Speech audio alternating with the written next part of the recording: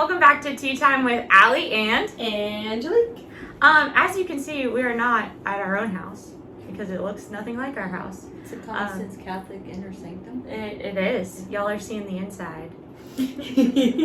And we've got two guests, our first guests actually. How exciting. Yes. Go ahead and introduce yourselves. I'm Acenith, Allie's mom. Christine, friend of the family. We are so excited to have them. They came up with the desserts, and we decided to do kind of a medium high tea is what I'm going to call it, because it's not a full high tea. I poured the tea and made a mess, so you missed that. Unless you watch the bloopers, it'll probably end up in there. But anyway, they came up with our topic for today, so do you want to introduce it?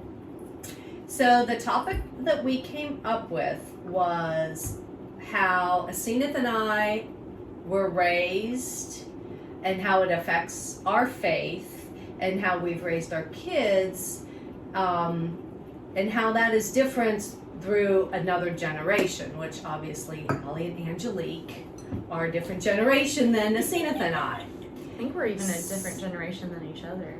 No. I think You're we're both a millennials. millennial. No, I'm a, there's other things that say that I'm the border. I don't know. Okay. Well, Yeah. it's not that. Could be, yeah. Anyway. So that's our topic for today. And I will start. I grew up in a household with two other siblings, and our faith was almost expected. We were Catholics cradle to grave. You didn't question it, you didn't steer away from it. My parents were both very, they both had faith, but we didn't go to church regularly. We were the Christmas, Easter family. My dad, I believe, only stepped into a church for his wedding, for the baptism of his children. My mom was the one who took us to Mass on Easter and Christmas. She loved midnight Mass. Now, that is not to say my dad did not have faith. He would stay home at Christmas and he would watch Mass on TV. I do know, even though he didn't make it public, that he prayed, he believed in God. He had his own way of being faithful.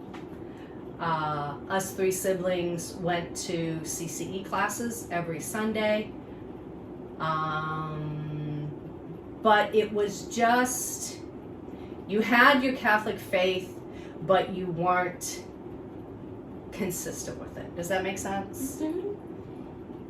So that's how I was raised. Okay. So I was born into a family that my mother's family was very devout Catholic, and my father's family was, I'd say nothing. I really don't remember God even being mentioned in my dad's family. They did have a Bible. Yep, so did we. But my mom had been married before my dad. She married a gentleman at the age of 18, big Catholic wedding.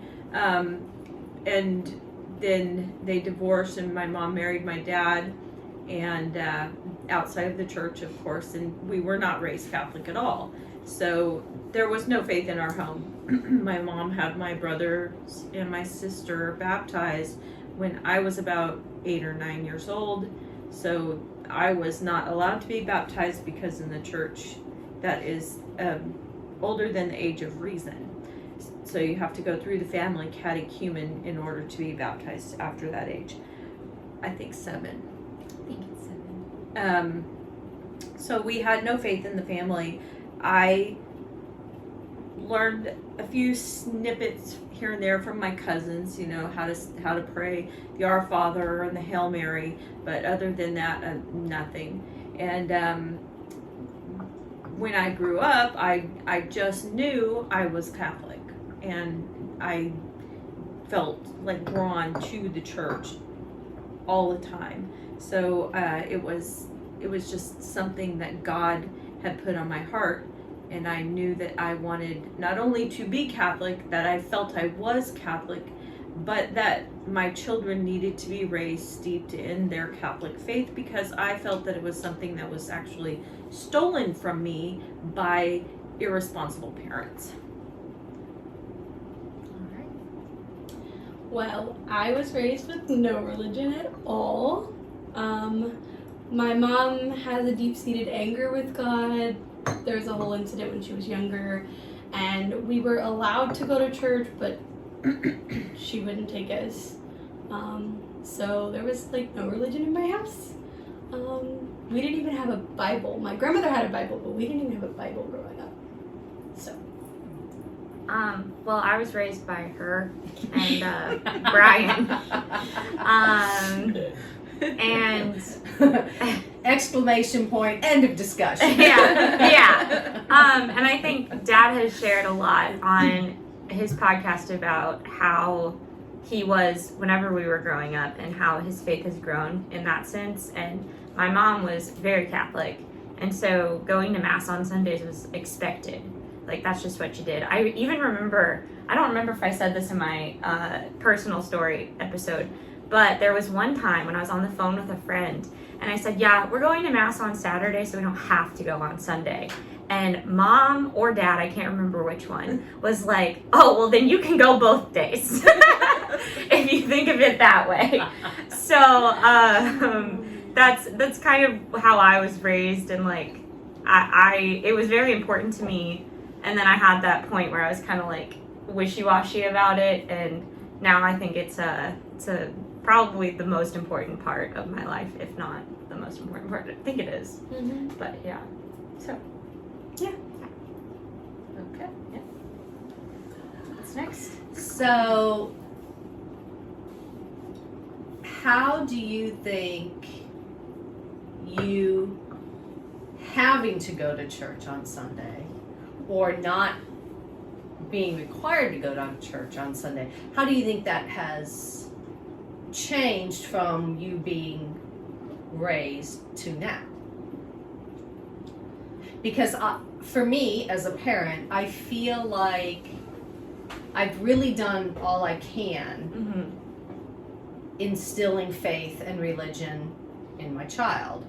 And it just gets to a point where you're like, okay, I hope I did enough, hope I did everything right.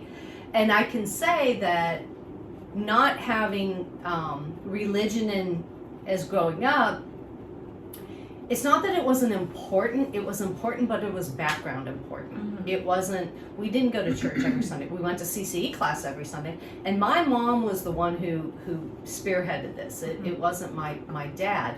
So I know raising my children, you know, we took them to church every Sunday. Mm-hmm. My kids were in Catholic school up until a certain grade, and then we moved out of a state. And even though we kept going to church, I feel like it's really gotten to a point now it's up to them.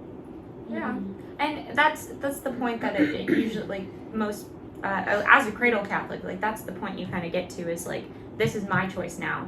And like, personally, I'm like, I get to go to Mass today. Like, I had time to go to Mass today, you know? Yeah. That's kind of where I'm at. And I go to the Latin Mass, so it's like an extra like half hour. And people are like, you're there for an hour and a half? Or it's 2 hours sometimes. And like, most people are like, that only happens on like the vigil, or like Easter vigil, or Easter like vigil, yeah. Christmas Mass, because there's so many people there.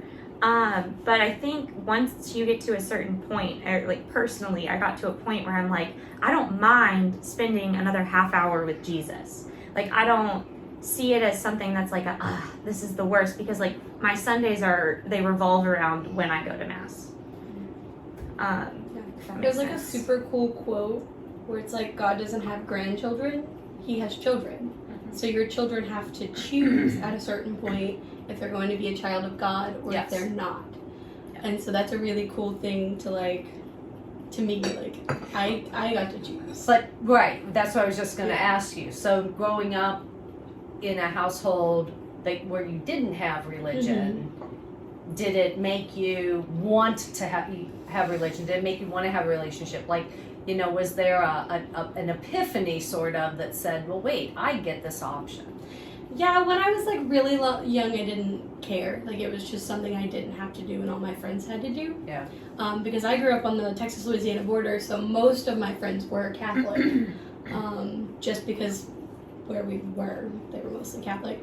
And so like I didn't have to do that. And so like I went to church if I stayed the night with a friend on a Saturday, but like it didn't mean anything to me. It was just I had to go because they were going. And then as a teenager, like when I was in high school, a friend who had stopped going after their father had passed away, and he was kind of the spearhead of their Catholic faith, was like, you want to come with me? I'm going to go to Mass. And I was like, sure, I'll go to Mass. And it was different than all of the other churches I kind of bounced through with friends. And it made me interested. And so like when I went to college, I like met on the quad the Catholic St. Mary's group, and they were like, come to Mass just once, just come to Mass once with us. And I went once, and then I went again, and then it kind of just, and then they're like, you should try RCIA. And I was like, I'll go, but I'm not converting. And then My dad said the same thing. Famous last words. Yeah, and then I did, but for me, it's like, it's a choice. Like, I chose it for myself. Mm-hmm. And so like I feel like I get to go to Mass because I didn't get to go when I was younger, so I get to go now. Mm-hmm. And so it's kind of like I get to do that. Yeah. Because Rather than I Acenith have to do that. had said, you know, she felt like it was stolen from her, Yes. not having the because the experience of religious. I grew up with cousins who were, you know, they were I don't think they were going to Mass on Sundays. Don't get me wrong, but they were baptized and they were receiving First Communion and they were confirmed, and I saw that and I wanted that. You don't know why you want this. Mm-hmm. You just want it. and I think of it as Jesus in very quiet pursuit of your soul, which belongs to him anyway, but he's quietly, it's a quiet tapping on the shoulder. I'm still here. I'm still waiting for you to choose me. And my parents didn't choose that for me to have in my life as a child, and I missed so much. Our Catholic faith is so rich, and the gifts that it gives a child growing up are numerous. And I would say 98% of Catholics don't even take full advantage of what is provided by the church for them and their families, because there is so much out there. I just dropped Brian off at a retreat this morning. He's helping with the high school retreat today.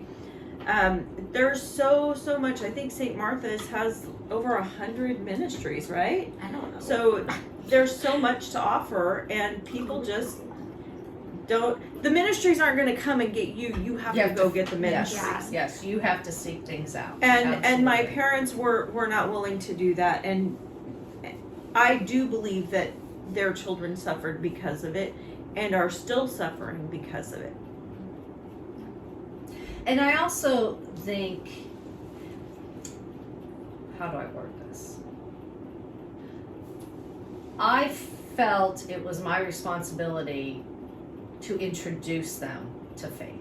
Yes. I think that's like if you are a parent, that is a very important part of that process. Is like I look at parenting, and I'm morphing from religion to, you know, but I always looked at parenting as, what is my responsibility as a parent to introduce you to the world?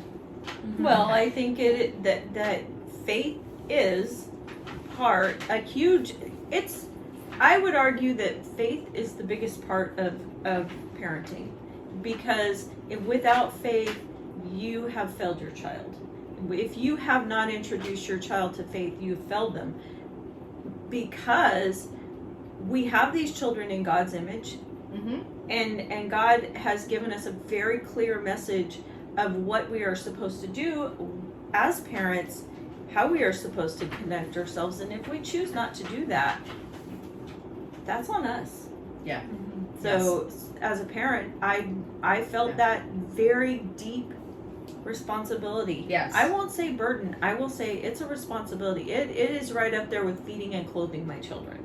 It's equivalent. Yeah. I mean, I don't have children, so I can't attest to that. Like I but said, I diverted I mean, but like I'd like to think that if I ever am blessed with children, that would be my mindset, is that like my main goal is to get these children to heaven. Yes. And this is the route that I see to getting them to heaven. And I mean, and that's in any relationship that you have, I think, is your goal should be to get that person to heaven. Like friendships, like I want Angelique to go to heaven, I want y'all to go to heaven. And so like I'm gonna call you out, you know, whenever we're having trouble. Like that's the ultimate, I think, because that's the goal, right? Like what's the point of living on this earth if your goal is not to get to heaven? Yeah. It's your ultimate way of showing you love someone. Yeah. To help them again. We are not of this earth. We are just here. Yeah, we're dwelling. passing through. It's temporary. We're hanging out. I agree. Hi everybody, it's Allie, sans Angelique currently. I've been editing the video and it was really long, so we're cutting it here. Glad you're joining us. I hope you'll join us next week for the end. There's not going to be a second part of the video, no bubblegum this week. Sorry to disappoint all of our fans out there. So just do the YouTube things like subscribe, ring the bell. Angelique usually says all this, my bee. And I'm trying to think if there's anything. Oh, don't forget to keep striving for likeness. Bye.